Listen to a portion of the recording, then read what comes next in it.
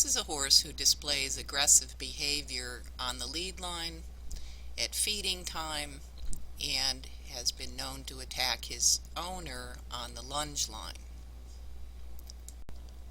Aggressive behavior is indeed dangerous, but do understand that all this horse is trying to do is establish his dominance over me. The moment I took the lead line, he steps forward right into my space, puts his head up, ears on me, and when I tell him no, he tries to bite me. My answer is to push him back and move his feet. Notice his ears, but he does move back. Then he begins licking and chewing, drops his head, and stands quietly. I also stand quietly in reward for his good behavior. That scene is exactly the same as this scene.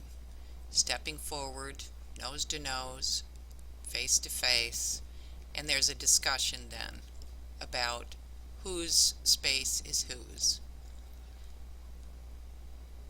The answer is always to get the other to move their feet away. Those who move their feet take a lower position. I can't allow him even to put his nose to the ground. In Equus, nose on the ground means pay attention, I'm going to tell you something. So, you see he's having a bit of an issue with this, stomping the ground, but he is doing it with his head down. Each flagging motion actually mimics how they speak to each other. You notice he took a side step over and suddenly he's standing quiet.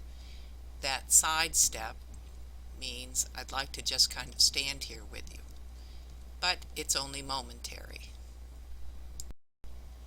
Attaining leadership comes through setting up space boundaries and directing the horse's movement. He must also be looking at me at all times in case I tell him something important. That's what the leader does. He's very easily distracted. Many people approach this using a whip or a crop in the case that the horse comes charging at them. Approaching a problem behavior, though, in a self-defense position by carrying the crop is not a good mindset to be in. If you do choose to use a crop, it's fine, but when you use the crop or apply it to the horse, make sure that his feet move in response to it. That is, use a movement that's going forward at him. Somehow you must make his feet move. I'm doing it here with the flagging motion, and that is the same as a head toss in a higher ranked horse. If you strike your horse with the crop and he doesn't move his feet, he's likely to come back even harder. It's a big bite. That's the language of Equus. After that first attack by him toward me, and me responding by driving him back, I earned a bit of respect. We're not the whole way there. If you watch his ears, he's really quite dissatisfied. So I'm continuing with setting boundaries and keeping those boundaries very tight. He cannot take one step toward me or close this space. Notice here I catch him before he actually takes a step. It gets him quite upset. His pawing, his ear expression. I'll know that I've obtained total leadership with him at the point that he drops his head and licks and chews, and when I turn my shoulders, he steps off and walks with me at my shoulder. But in the meantime, I must continue directing his movement and keeping those very tight space boundaries. Every time that he turns his head into me even, I push him away very gently. It doesn't require a lot of force. And again, force in this situation may cause more attacks. The other thing is that you must remain totally unemotional about this. He's not attacking out of emotion. He's attacking to gain the space boundary. He continues trying to put his head into my space and actually nips the lead line at that point. A little bit of licking and chewing in response to my flag, but he's getting very unsettled and would prefer to be doing something different. So I decide to push him back a little bit.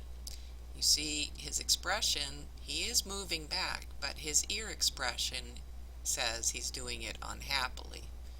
He gets reward when he stands quietly and keeps his nose out of my space. That nose in your space is just as disrespectful as bumping into you. With each correction, you see him licking and chewing, which means I'm having an impact. He's beginning also to put a little yawning in there. Yawning is an extension beyond licking and chewing, and is a good sign when I'm working with a horse. Here you see him drop his head, and he's licking and chewing, a little bit more yawning occurring. He's starting to relax and sort of get over his struggle. Here I'm asking him to follow my foot movement and keep his space. He can't step forward. He is turning sideways and following my feet, but you notice his back feet are still pointed in the first direction. He is not yet yielding his hindquarters. He needs to be able to yield his hindquarters, and that will be my final signal. So I continue working with him, directing his movement. You see all the yawning? He's definitely processing this information.